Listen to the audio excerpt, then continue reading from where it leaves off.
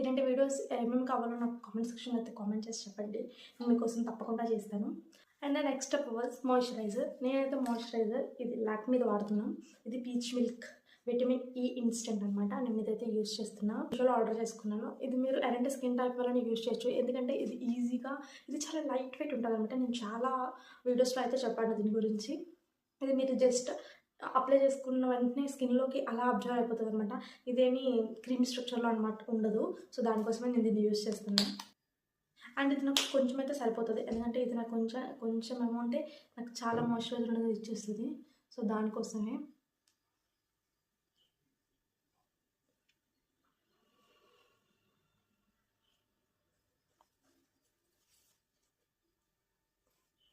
So అంతే, చూసారా నా స్కిన్ అయితే చాలా మాయిశ్చరైజ్గా అయిపోయింది.